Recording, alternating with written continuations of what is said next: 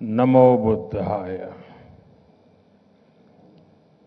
केंद्रीय मंत्रिमंडल के मेरे सहयोगी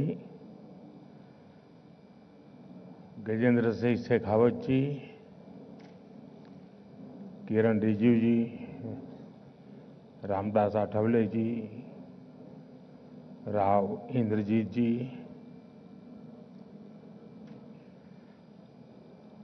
दिल्ली के मुख्यमंत्री का कार्यक्रम था, उनको निकलना पड़ा, और सभी मंत्रीगण के साथी दिल्ली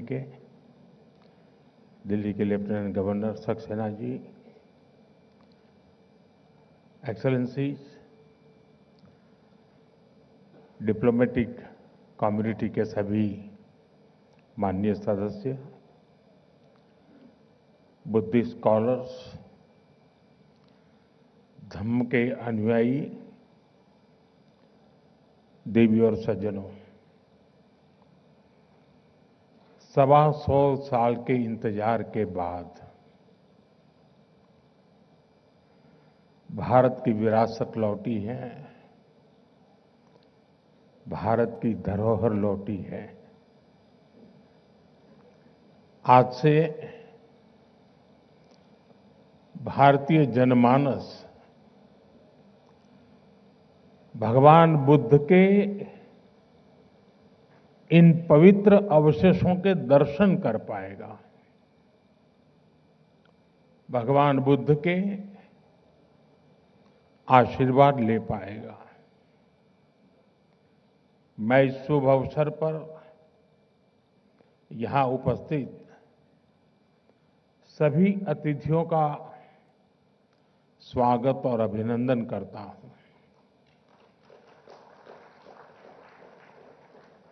इस पावन अवसर पर बौद्ध परंपरा से जुड़े भिक्षु और धर्माचार्य भी हमें आशीर्वाद देने के लिए यहां उपस्थित है। मैं आप सभी का वंदन करता हूं। आप सभी की उपस्थिति इस आयोजन को नई ऊंचाई, नई ऊर्जा दे रही है। 2026 की शुरुआत में ही ये शुभ उत्सव बहुत प्रेरणादायी है, और मेरे लिए भी सौभाग्य है कि 2026 का मेरा ये पहला सार्वजनिक कार्यक्रम है जो भगवान बुद्ध के चरणों से शुरू हो रहा है। मेरी कामना है भगवान बुद्ध के आशीर्वाद से 2026 दुनिया के लिए शांति, समृद्धि और सद्भाव का नया दौर लेकर के आए। साथियों, जिस स्थान पर ये प्रदर्शनी लगी है वो भी अपने आप में विशेष है। किला राय पिथौरा का ये स्थान भारत के गौरवशाली इतिहास की यश भूमि है। इस ऐतिहासिक किले के इर्द गिर्द लगभग 1000 साल पहले उस समय के पूर्व शासकों ने एक दृढ़ और मजबूत सुरक्षित दीवारों से घिरे नगर की स्थापना की थी। आज उसी ऐतिहासिक नगर परिसर में हम अपने इतिहास की एक आध्यात्मिक और पुण्य गाथा को जोड़ रहे हैं। साथियों, यहां आने से पहले मैंने विस्तार से इस ऐतिहासिक प्रदर्शनी को देखा। भगवान बुद्ध के पवित्र रेलिक्स को अपने बीच पाकर हम सभी धन्य हैं। इनका भारत से बाहर जाना और लौटकर फिर भारत आना, ये दोनों ही पड़ाव अपने आप में बहुत बड़ा सबक है। सबक ये है कि गुलामी सिर्फ राजनीतिक और आर्थिक नहीं होती। गुलामी हमारी विरासत को भी तबाह कर देती है। भगवान बुद्ध के पवित्र रैलीस के साथ भी यही हुआ। गुलामी के कालखंड में इन्हें भारत से छीना गया और तब से करीब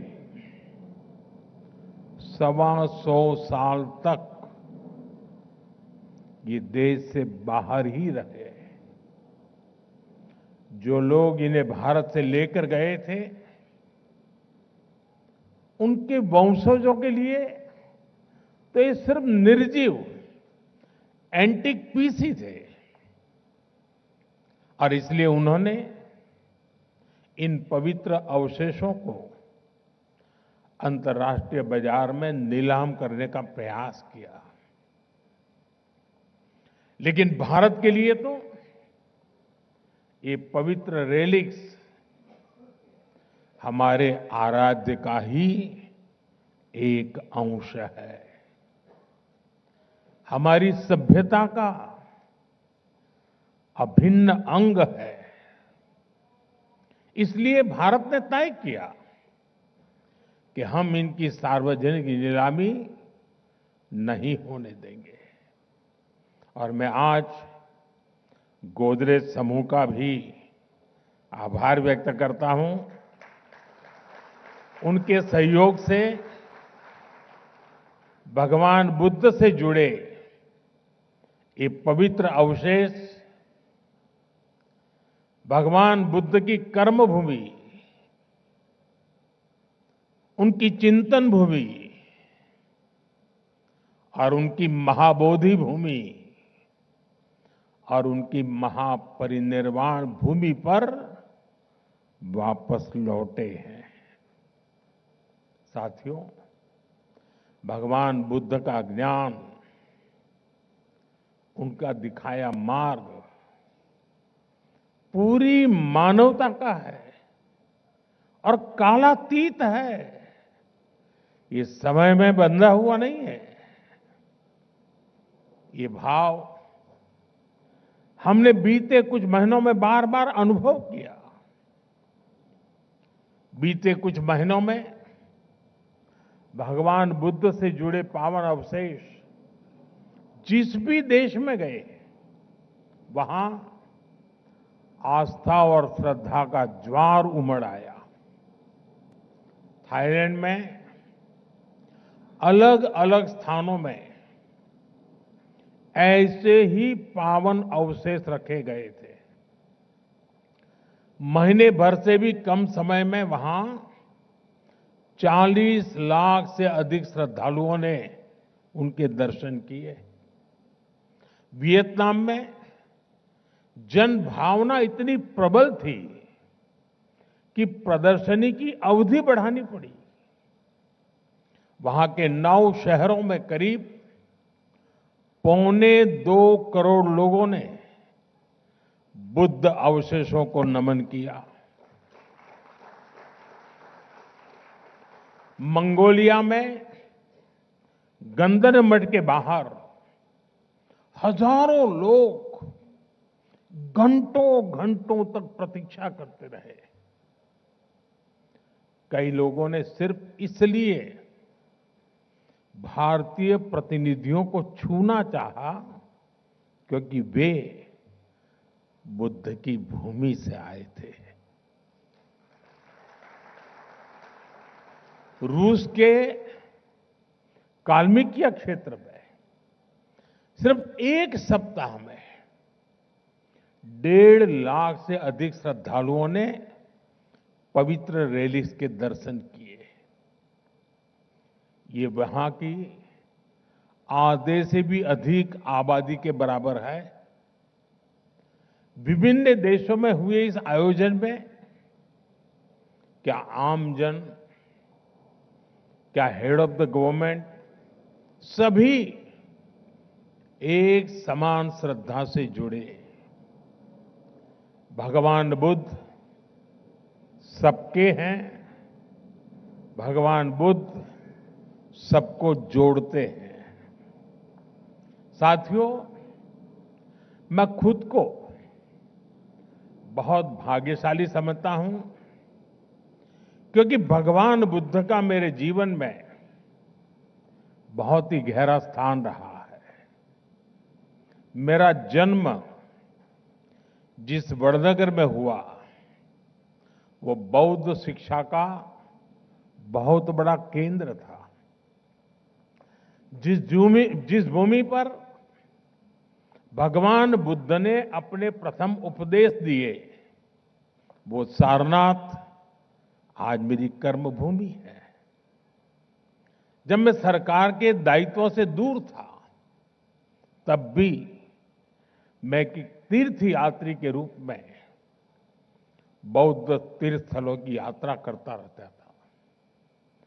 प्रधानमंत्री के रूप में तो मुझे दुनिया भर में बौद्ध तीर्थों में जाने का सौभाग्य मिला है। नेपाल के लुम्बिनी में पवित्र माया देवी मंदिर में नतमस्तक होना अपने आप में अद्भुत अनुभव था। जापान में तोजी मंदिर और किंकाकुजी में मैंने महसूस किया कि बुद्ध का संदेश समय की सीमाओं से भी आगे है। मैं चीन में शियान की बिग वाइल्ड गुंजा पैगोडा में वहां भी गया, जहां से बौद्ध ग्रंथ पूरे एशिया में पहुंचे। वहां भारत की भूमिका आज भी स्मरण की जाती है। मैं मंगोलिया के गंदन मठ में गया तो मैंने देखा कि लोगों की आंखों में बुद्ध की विरासत से कितना जुड़ाव है। श्रीलंका के अनुराधापुरा में जयाश्री मोहाबोधि के दर्शन करना, उस परंपरा से जुड़ने का एहसास था जिसके बीज सम्राट अशोक, भिक्खु महेंद्र और संघमित्रा जी ने बोए थे। थाईलैंड के वाट फो और सिंगापुर के बुद्ध टूथ रेलिक मंदिर की यात्राओं ने भगवान बुद्ध के संदेशों के प्रभाव को लेकर मेरी समझ को और गहराई दी। साथियों, मैं जहां जहां गया मेरा प्रयास रहा कि मैं भगवान बुद्ध की विरासत का एक प्रतीक वहां के लोगों के बीच में जोड़ करके लौटूं। और इसलिए चीन, जापान, कोरिया, मंगोलिया, मैं जहां भी गया बोधि वृक्ष के पौधे लेकर के गया था। आप कल्पना कर सकते हैं, जिस हिरोशिमा पर, उस हिरोशिमा शहर को एटम बम ने तबाह कर दिया था, वहां के बॉटनिकल गार्डन में बोधि वृक्ष का होना मानवता के लिए कितना बड़ा मैसेज बना है। साथियों, भगवान बुद्ध की हमारी ये साझा विरासत इस बात का भी प्रमाण है कि भारत सिर्फ पॉलिटिक्स, डिप्लोमेसी और इकोनॉमी से ही नहीं जुड़ता, बल्कि हमारा जुड़ाव कहीं गहरा है। हम मन और संवेदनाओं से जुड़े हैं। हम आस्था और अध्यात्म से भी कनेक्टेड हैं। साथियों, भारत केवल भगवान बुद्ध के पावन अवशेषों का संरक्षक नहीं है, बल्कि उनकी परंपरा का जीवंत वाहक भी है। पिपरवा, वैशाली, देवनी मोरी और नागार्जुन कोंडा जैसे प्राप्त भगवान बुद्ध से जुड़े अवशेष बुद्ध के संदेश की जीवित उपस्थिति है।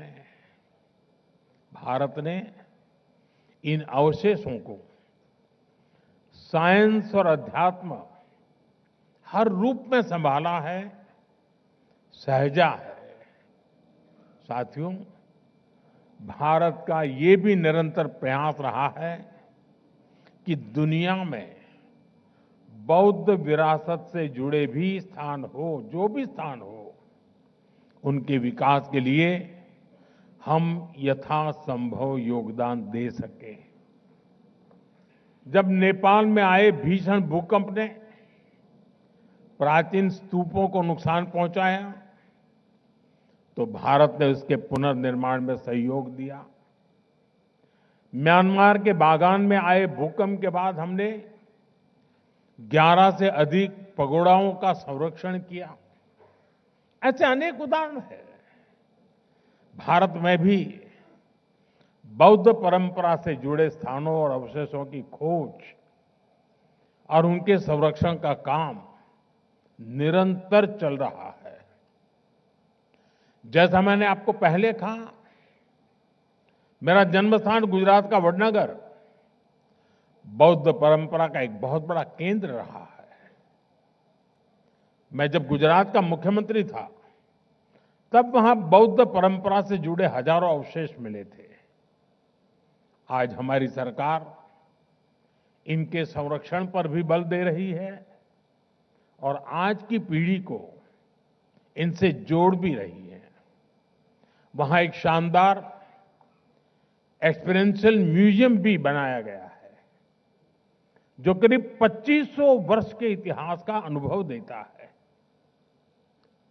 अभी कुछ महीने पहले ही जम्मू कश्मीर के बारामूला में बौद्ध काल की प्रमुख बुद्धिस्ट साइट का पता चला है। अब इसके संरक्षण का काम तेज किया जा रहा है। साथियों, पिछले 10-11 वर्षों में भारत ने बौद्ध स्थलों को आधुनिकता से जोड़ने का भी प्रयास किया है। बोध गया में कन्वेंशन सेंटर और मेडिटेशन व एक्सपीरियंस सेंटर बनाया गया है। सारनाथ में धमेक स्तूप पर लाइट एंड साउंड शो और बुद्ध थीम पार्क का निर्माण किया गया है।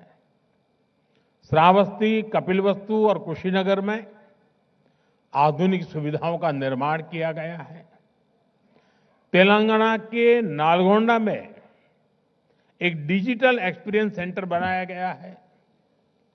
सांची, नागार्जुन सागर, अमरावती, इन सभी जगहों पर तीर्थयात्रियों के लिए नई सुविधाएं विकसित की गई हैं। आज देश में एक बौद्ध सर्किट बनाया जा रहा है, ताकि भारत के सभी बौद्ध तीर्थ स्थलों की आपस में बेहतर कनेक्टिविटी हो और दुनिया भर के तीर्थयात्रियों को आस्था और आध्यात्म का एक बेहतरीन अनुभव मिल सके।